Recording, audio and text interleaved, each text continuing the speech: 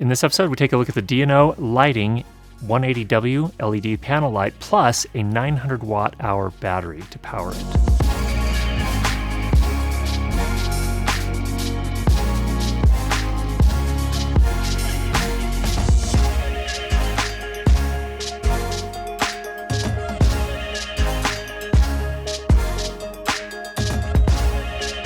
Let's dive in and take a look at the D&O 180W.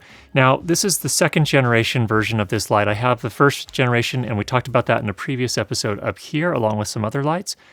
But I'm finding that I'm using these panel lights a lot more often for my corporate video work, just because they're so much easier to set up and break down very quickly. So when I have to run from room to room to room to do interviews for executive after executive after executive, this makes it a lot easier than setting up a COB light, putting on a huge softbox, so on and so forth. And yet, I'm still getting very nice soft results as a key light and as a rim light as well.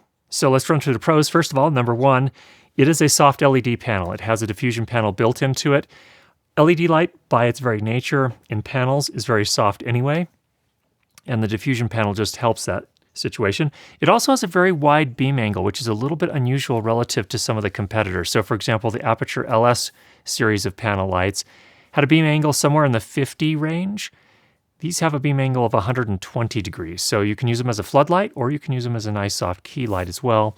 There is also an add-on softbox you can buy that contains the light and moves the diffusion panel about, I would say, maybe 8 inches from the front of the light, so it softens it even more. This LED panel is a little bit larger than some of the competitors, so you can see by the dimensions here, it's much larger than a 1x1, and that also contributes to a softer light source. The output on this light is pretty impressive. So for example, right now as a key light with the softbox, we have the light set to 29 out of 100%, and we're getting plenty of light. We're at f4, ISO 400, and we're using a shutter angle of 180 degrees, shooting at 24 frames per second. So plenty of light here, definitely as a key light, but you could also use it as a flood to light up an entire area. You can tune the color temperature between 3200 Kelvin, tungsten, up to 5600 Kelvin, daylight, and anywhere in between. I'm finding that I really like using it onto the tungsten setting because you get really good color rendering that way. You can dim it down from 100% all the way to 8%, so you have quite a wide range, which was one of the weaknesses on the Generation 1 where it could only go down to about 60%. So obviously in this case, you have a lot more range to work with, which is nice because sometimes you just want a little touch of light into your lighting design and not just a massive blast of light, so this makes it a lot easier to kind of finesse things. One of my favorite features of this light is that there is no fan.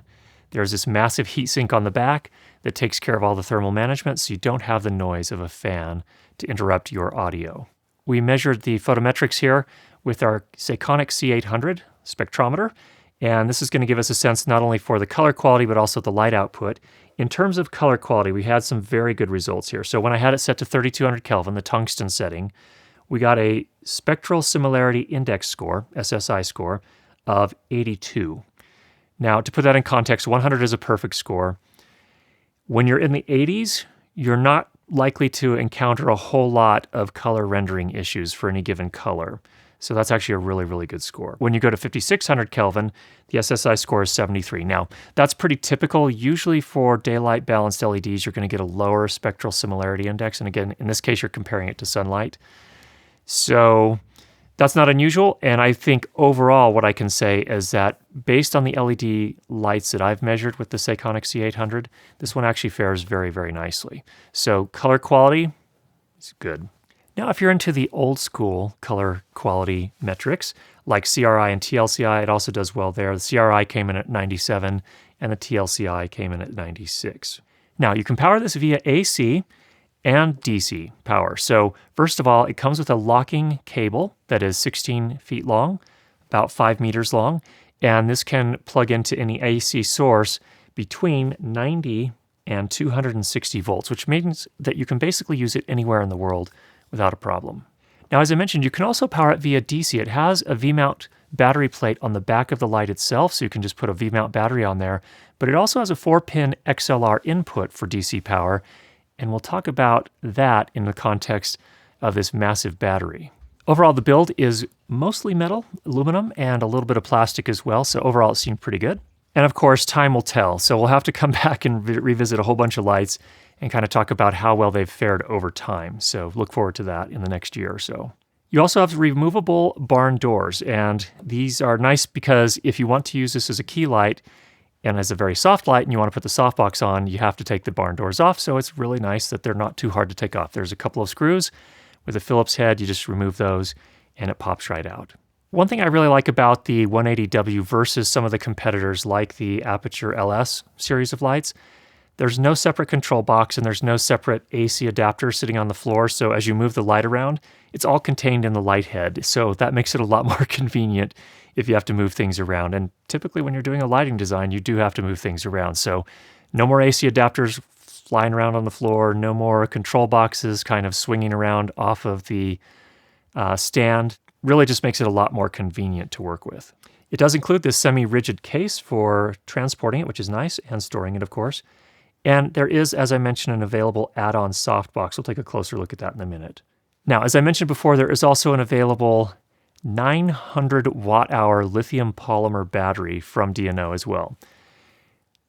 And wow, that's a huge battery. But to put that in context, that's roughly equivalent to 10 90 watt-hour cinema batteries. So this can power this light for a good long time. So I like to think of this battery as a silent generator. You don't have the fuss and the mess and the noise of a generator, but you can power your lights when you don't have AC available for a good long time. And then finally, the light does have a 2-year warranty, so if you run into any issues, D&O can take care of that within the 2 years from the purchase date. Now let's talk about the cons really quickly. No product is perfect.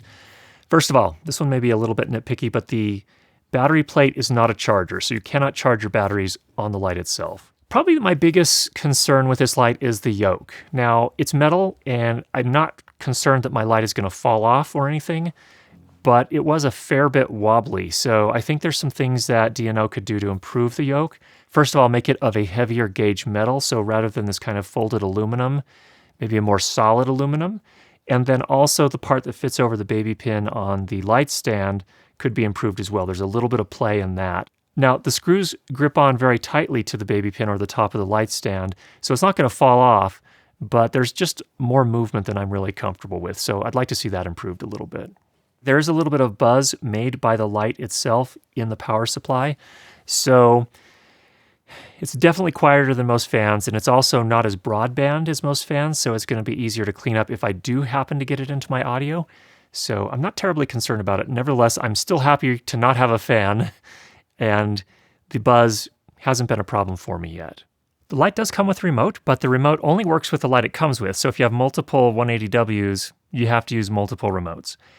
And I noticed that you had to basically point it directly at the back of the light for it to receive the commands from the remote.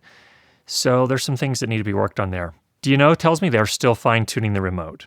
Now, given these issues, specifically the yoke and the remote, I feel like the $799 price is a little bit high. The original version was a couple $100 less expensive. So I think if they get those issues worked out, $799 seems like a fair price to me. But if they don't change that, then maybe the price should come down a little bit. Just some thoughts from my point of view. Now let's show you the softbox. It's really one of those folding softboxes. It just holds onto the back. There's a little kind of apron that fits around the light, and then there are these elastic straps that allow you to hook it to the light so it won't fall off. Very simple design. The shape wasn't perfect. It wasn't a perfect kind of rounded rectangle. There's a little bit of a dip here on this one end, but overall it works very nicely in terms of softening the light. Let's show you an interview setup really quickly here. So this was shot using two 180Ws, one as a key light, one as a hair light, and then also we added an accent light. This was an Aperture 120D Mark II with the barn doors on it in the background to make that slash of light. The key light with the softbox here is set at 29%. The hair light is at 8%. The accent light is at 80%. We're set at ISO 400 f4, shutter of 180 degrees, shooting at 23.976 frames per second. So let me talk about where I find this light useful so far. So I've been using it on my live streams. It's very useful because it's very small, doesn't take up a lot of space. So when I'm working in my cramped room where I do the live streams, this is really convenient because, again, it's not that huge softbox like on the Aperture COB lights or other COB lights. And I can use it in close enough that it gives me plenty of softness and just does a really nice job. As I mentioned before, I like using it for corporate as well. Again, because I have to set up and break down everything so quickly as a solo shooter, it's really nice to have something that's super simple and straightforward. Basically, you connect the power cable and you're good to go. If you want to put on the softbox, that sets up in about 15 seconds as well. So it's really helpful when I'm in this kind of time crunch kind of scenario where I'm doing everything myself. It just makes it super convenient. Now let's talk about this 900 watt hour battery that D&O also offers. So this battery is not for everyone. However, there are cases where you would need something like this if you're shooting professionally. And so I'm pretty excited about it from the standpoint that if I don't have AC power, I can power my lights for a long time. But I'm also going to talk about, in the coming weeks, some other uses for it. I'm actually going to use it as a way to power the entire sound cart that I'm building out. So definitely stay tuned if you're interested in hearing more about that. So let's talk quickly about the specs on this battery. First of all, it's a 15 volt battery. It has two 4-pin XLR outputs, and each of those can supply 12 amps. So you can power a lot of stuff with this. It has inbuilt protection, so you can't overcharge because the circuitry will take care of that. You also can't overvolt or overcurrent the things that you are powering with this battery. So it has all those protections built in. Now, because the battery is lithium polymer, there's no risk of leaking at any point. So the battery won't, if you drop it, for example, it won't leak like a lithium ion battery would. Lithium-ion batteries have a liquid electrolyte in them typically, and that's why they're at risk of leaking over time.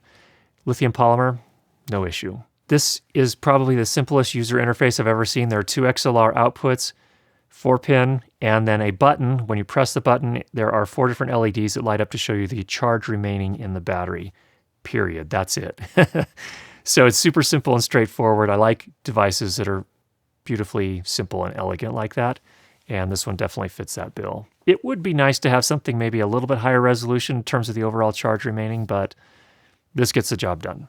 One thing that's very important about the battery, you want to know that you're buying something that's going to be reliable over time. It will last a while, obviously at this price in particular. This one does have a 1,000 charge cycles rating, so you should be able to charge it and discharge it completely 1,000 times. And of course, if you only discharge it halfway and recharge it back up to full, that only counts as half. So you should have a good long battery life here. You can charge via the XLR outputs. They also are charging inputs. And with the single charger that it comes with, it takes about 8 hours to charge from completely empty to completely full. Or if you were to buy an additional charger, you could put it into both of the inputs and charge it from empty to full in 4 hours. Now, this battery is not just for this light. 4-pin XLR for powering DC is pretty standard on film sets. So that means you can power a ton of different types of cameras, cinema cameras, usually the more professional type cameras, even a ton of different lights from different manufacturers, including the Aperture 300D Mark II, and of course, audio equipment, which we'll show over the next few weeks here as I build out my audio cart.